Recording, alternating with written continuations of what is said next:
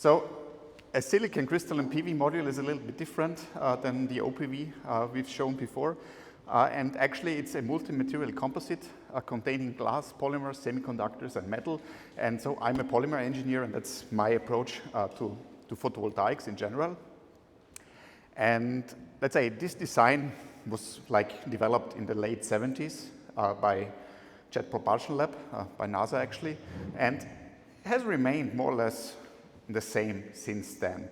But recently, let's say, a lot of stuff happened, a lot of new technology development happened, and that is, let's say, where my work starts, because when you have a working product, and you know the first rule of engineering is never change a running system. So when you change something, when you improve something, when you put a new material, a new component into it, everything can go right, but also something can go wrong. So in the last 10 years, we saw, or maybe 15 years, we saw an incredible development for solar PV. So we saw a continuous strong market growth, like 30 to 40% each year.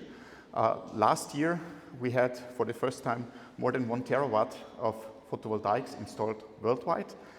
And we saw an impressive learning curve. So like when I started my diploma thesis, it was 2003, I think that the typical module efficiencies were around 12%. So now the top module efficiencies reach 25%. The whole market is driven by this technology development and an extreme cost pressure. So every advantage that somebody can take will be used in order to make the PV module, let's say, more cost efficient. And that's also the main reason for improving components, improving materials apart from the solar cell. I'm talking also about a lot of improvements in like the interconnection technology, in the encapsulation technology. And this led, let's say, to this fantastic curve. And since a few years, photovoltaics is actually the cheapest form of energy generation worldwide. And no other, let's say, except for wind energy, nobody can compete with this low levelized cost of electricity prices. And this is an excellent slide that Michael Woodhouse from NREL prepared 2 years ago, just to show you how crystalline silicon photovoltaics developed over the years, where you see like this more or less round solar cells in the 80s, and that developed to these very big modules where you don't see any solar cell anymore. We also saw a switch from multicrystalline to monocrystalline cells and a continuous increase in efficiency. And let's say, what's the next big thing in crystalline PV? So now we are reaching more or less the maximum efficiency, the theoretical or the limit of the solar cell. It's tandem solar cells. So where you put a top cell on the silicon cell in order to push efficiencies towards 30 degrees. And there we have like similar challenges as we heard before for OPV, okay, we need to go from small sizes to 2.5 square meter modules. So the whole production technology is still a challenge. And the second biggest challenge is lifetime.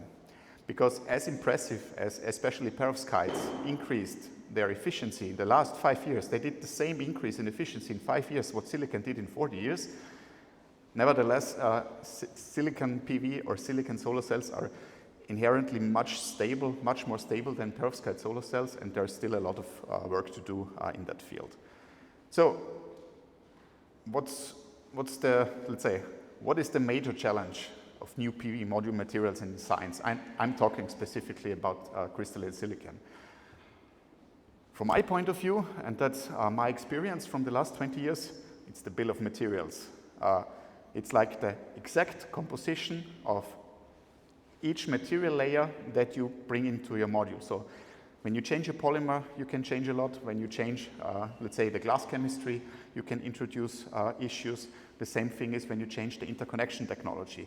All of that can help you in increase like efficiency, module efficiency, but it can also have, let's say, adverse effects, especially leading to unintended failure and degradation modes.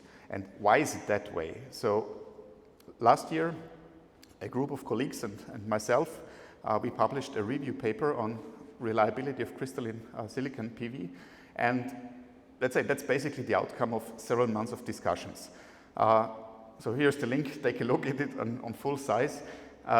What we try to do is to connect each component of a PV module with external stressors and, let's say, reactions, chemical, physical reactions that can happen in a PV module, and failure modes. And you see, it's a very complicated scheme. You have, let's say, multiple pathways, multiple reactions happening at the same time. They are superimposed. They can influence each other.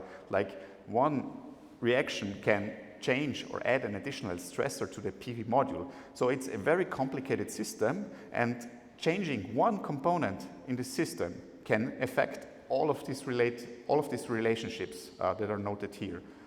And to look at it in a more, let's say, detailed way, this is like how it actually looks like into a PV module. And it's not like that we have just solids and everything is fine. No, we have a lot of interfaces.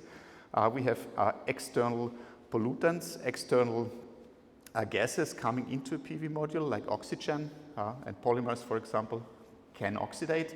We have water vapor coming in that can be a problem for like corrosion, for example. Then within the polymer encapsulant, we have additives. We have low molecular additives that can react and degrade as well. We have, let's say, we can generate low molecular degradation products. In case for most PV modules, we still use ethylene myellacetate as an encapsulant, and one oxidation product is acetic acid, and that influences a lot of degradation mechanisms.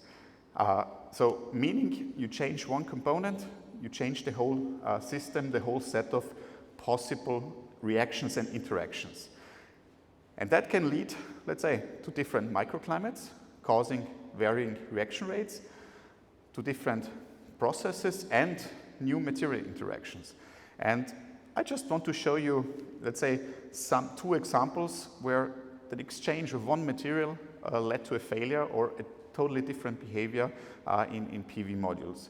So the first thing was a nice damage case. We got some modules from the Caribbean, and half of the modules have this junction box detached. So the junction box is where the diodes are in, that when, let's say, one solar cell is shaded or defect can bypass it, and it's also the point where the electricity is guided out of the PV module. So when this junction box falls off, the probability that the whole module gets defunct is very big. So that's a severe damage case.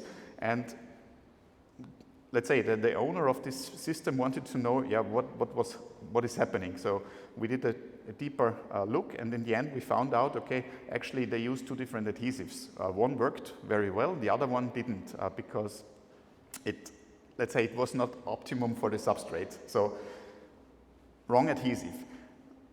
The problem was they had these exact same modules installed in many different places worldwide. We're talking about several 100,000 modules. And then they wanted to know, okay, in the Caribbean, all of these alternative adhesive samples failed. What will be happening in Greece, in Italy, in Germany, in other places with a less harsh climate?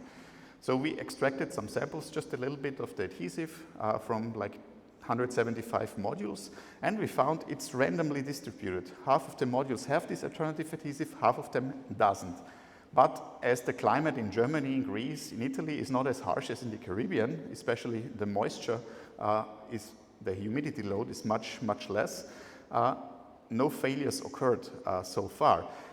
What is still an open question and what we couldn't answer is, what will happen in Germany? Will they fail or will they not? Or is this just let's say, a result for the harsher moisture-induced degradation that we observed in the Caribbean?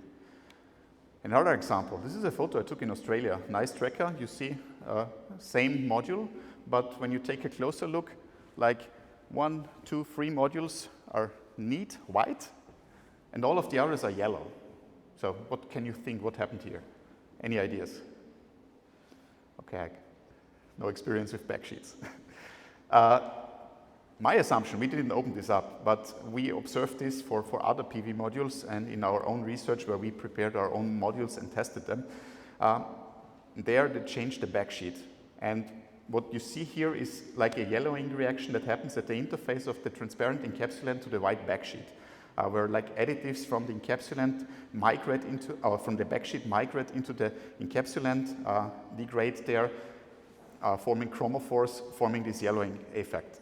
That's not a problem for power. Maybe the power losses here is 0.2, 0.3% of this module, so that's not an issue. But just imagine you have this on your roof or in your facade, and then you have, instead of this nice white color, you have this yellow color. So it's more an aesthetic problem. So why is it that way, that with this visibly same module, we have like different material compositions? Because we are used to, when it should be similar, it should be similar. The problem is, it's absolutely not that way. PV industry, PV manufacturers, module manufacturers are very intransparent in what kind of materials, especially the polymers they use.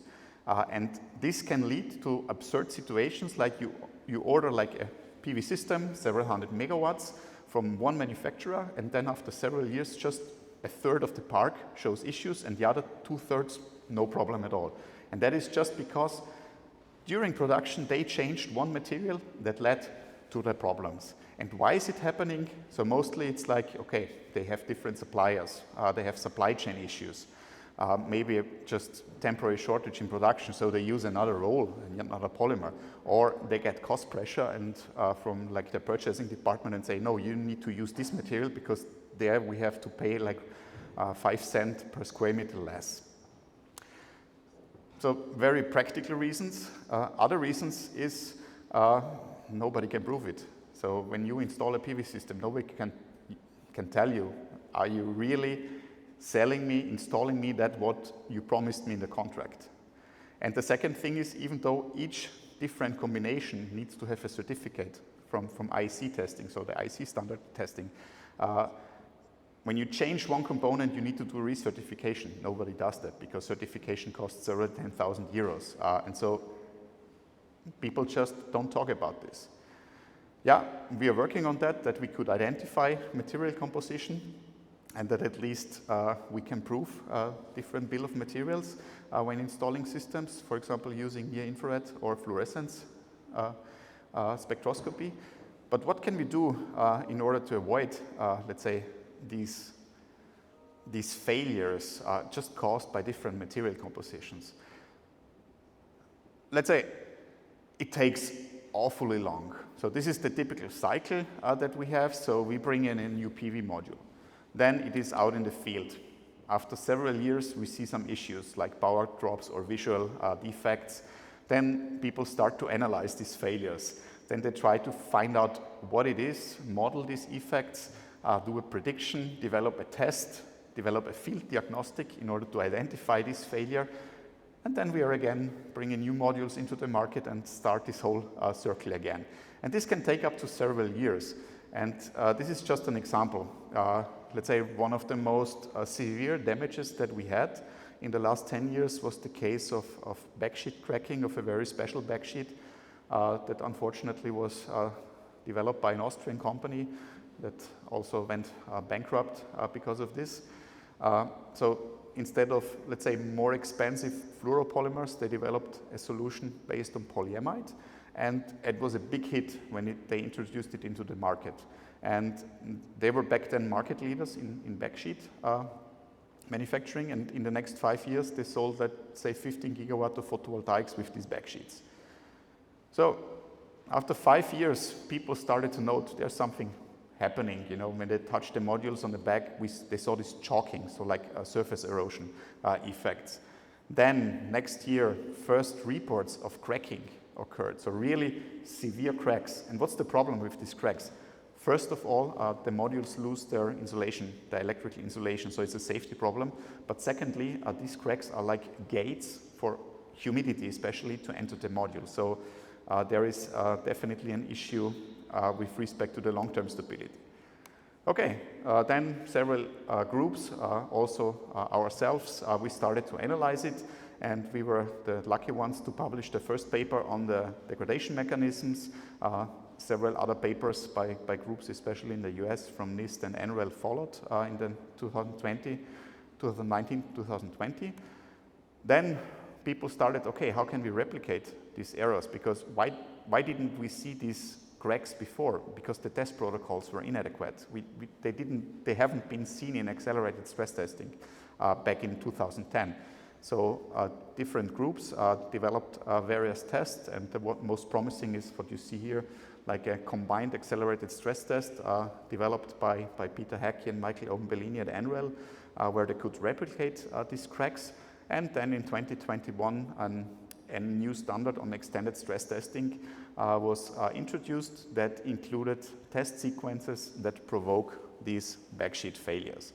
So it took 11 years from market introduction of one component to complete understanding and setting up a mitigation measure by introducing a standardized test in order to prevent this from happening again. So you see, it's quite a long time, and that's something we need to accelerate a lot. And what can we do in order to accelerate it? Yeah, first thing is you need to test. You need to test a lot, and it takes painfully long to test, even when you accelerate it for 20, 30 years of lifetime. So these accelerated tests, when you do it properly, takes 2 years at least. What could also help, a lot of transparency, public material data libraries, more traceability, transparency of the material composition, let's say adapted design guidelines, including physics of degradation approaches, so that you model a lot of the effects before you go for testing. And in general, that's my personal observation, more interaction between stakeholders, because very often I see like material manufacturers like to optimize their products and don't talk with end users, don't talk with system installers, don't talk with module manufacturers very often. And so, you know, when you just optimize on one small place in the value chain, you don't see the bigger picture. So and what's the issue with that? Just to conclude my talk and to put it in perspective, this is how much PV was installed. Last year, around 200, I think 200, more than 200 gigawatt of PV was installed. Meaning last year, 20% of the overall installed worldwide capacity was just added last year. In the last 3 years, 50% of the overall installed capacity was added. The problem is when you have, because of the cost pressure, reduced testing, you need to bring your products very, very fast into the market. You overlook something. You have a bad material combination. That can lead to these failures that I showed you, and that can have, let's say, back then it was 10 gigawatt. Now the bigger companies in China, like LONGi, Trina Solar, they are talking about 80 gigawatt Fabs, just one manufacturer. So just imagine you introduce a bad material combination, produce 80 gigawatts of it in 1 year, and 3 years later you have a problem with the modules, and you have some unexpected failure, and you have to exchange the modules. That's a severe economic impact, and that's also a loss of confidence in the technology. That's when we want to have an energy change, a carbon neutral energy generation. That's a very big thing, that people have confidence in the technology, that the technology is reliable for the whole intended lifetime. Okay, with that, I thank you very much, and yeah.